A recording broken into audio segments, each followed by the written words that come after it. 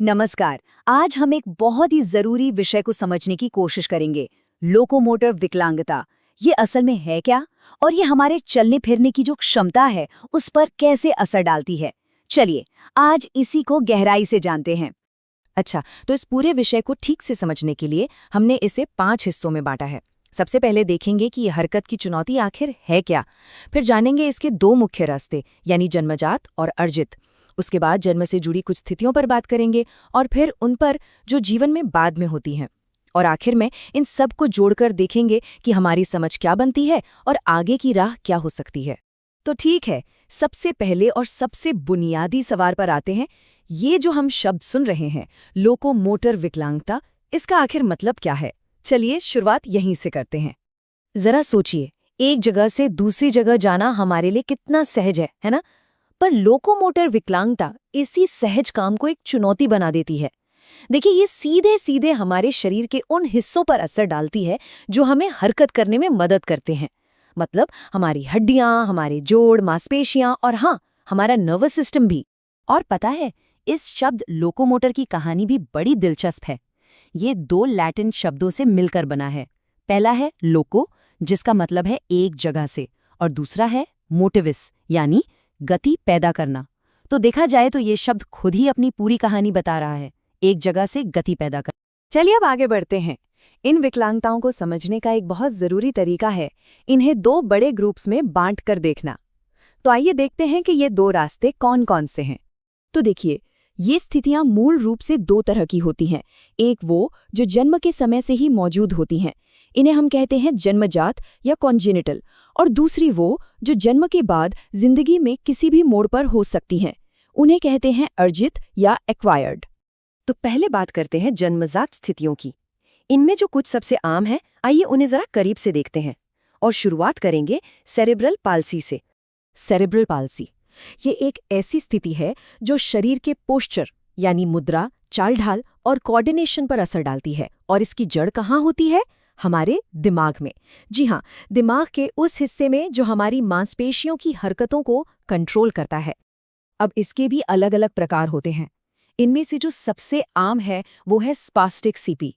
इसमें होता क्या है कि मांसपेशियां बहुत ज्यादा अकड़ जाती हैं, जिसे हाइपरटोनिया भी कहते हैं।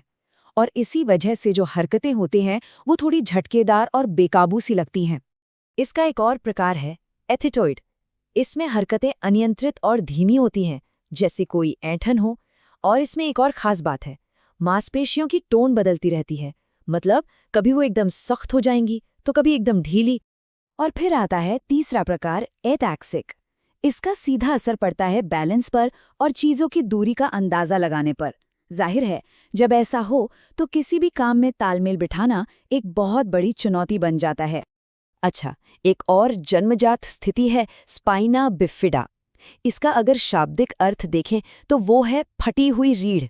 जैसा नाम से ही जाहिर है, इसमें जन्म के समय रीढ़ की हड्डी में एक गैप या खाली जगह रह जाती है। इसके भी 3 मुख्य प्रकार होते हैं और तीनों की गंभीरता में काफी फर्क है।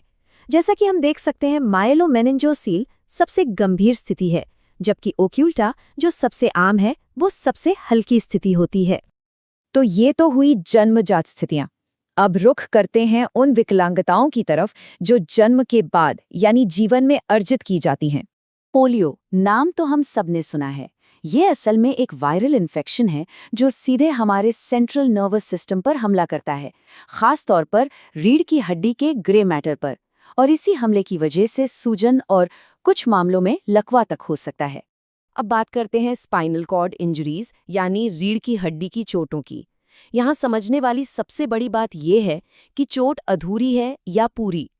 अधूरी चोट का मतलब है कि स्पाइनल कॉर्ड पूरी तरह से नहीं कटी है, तो शरीर के कुछ हिस्सों में हरकत और महसूस करने की क्षमता बची रहती है।